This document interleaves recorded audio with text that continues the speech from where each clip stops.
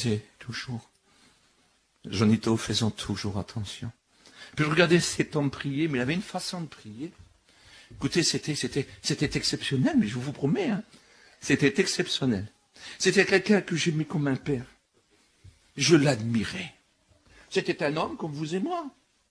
C'était un géant avec la voix d'un enfant. Il parlait comme un enfant, il avait une voix d'enfant, mais il faisait 140 kilos. Une force colossale. Il prenait des pierres, mais des rochers comme ça, puis il les portait sur sa poitrine et il avançait. C'était cet homme-là. Mais avec une douceur, comme vous ne pouvez pas vous imaginer. Puis un jour, j'ai ouvert sa porte, il était minuit, 1h du matin. J'avais oublié de frapper. Mais je savais qu'il ne dormait pas.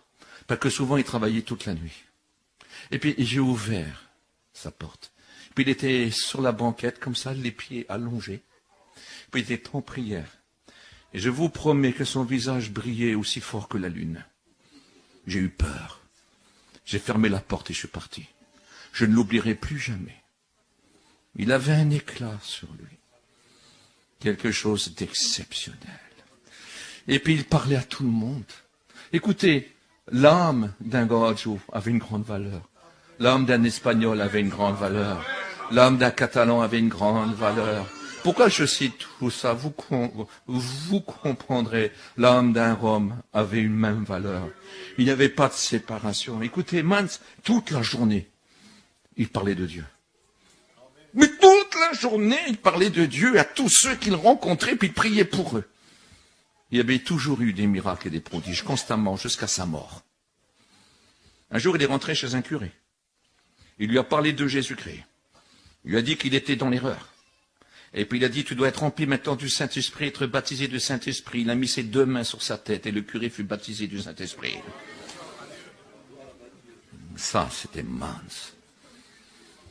Mais c'était comme un enfant, il était doux, il n'avait pas une grande intelligence. Il avait fait un terrain qui était 4 fois plus petit que le parking là. Et vous savez ce qu'il disait? Il disait, s'il y a une persécution, les manouches pourront venir là. Mais je dis, ils sont des milliers, on dit qu'ils se mettent là. Mais dans son cœur, c'était comme ça. Puis il se mettait devant Dieu comme un enfant.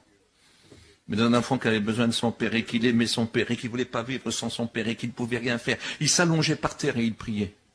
Avec tout le respect que je vous dois, il se mettait dans des toilettes publiques quand il ne pouvait pas se mettre dans un coin. Il sortait 5 heures après parce qu'il priait dans les toilettes publiques. Mais quand il sortait, on savait qu'avec lui tout était possible. Si Man se mettait à part et qu'il jeûnait 3 jours et qu'il priait 3 jours, tout était possible. Pendant sa vie, il a eu la joie de voir 3 résurrections. 3, pas une, 3. Je ne sais pas si vous vous rendez compte. Des hommes qui avaient des cœurs d'enfants, des voix d'enfants, mais des corps de géants. Et de l'amour comme Dieu. Tout l'amour de Dieu émanait. Mais qu'est-ce qu'il était sérieux? Qu'est-ce qu'il était sérieux? Écoutez, moi je bois un petit verre de vin en mangeant et ce n'est pas un mal. Mais lui, n'en a jamais bu. Pour lui, c'était quelque chose qu'il ne fallait pas. Jamais la télévision, même pas le poste. C'était peut-être bête, c'était peut-être fanatique. Mais voyez cela avec un cœur d'enfant pur, c'était son Dieu, mon maître, mon maître, mon maître. Et puis il faut mieux être trop fou ou trop sérieux. Mais tout pour Dieu. Amen. Mais par contre, il ne rejetait personne, il aimait tout le monde. Il était tellement sérieux, les gens savaient qu'il était vrai, qu'il aimait vraiment le Seigneur. Je l'ai vu parfois prendre un ami qu'il n'avait pas rencontré depuis 20 ans, 30 ans, et qui n'était pas converti, le prendre par la main et marcher avec lui. Il faisait 200 mètres avec lui, quand il revenait, l'ami était converti. C'est important, le sérieux. Et un dimanche matin, il s'est levé, il s'est habillé.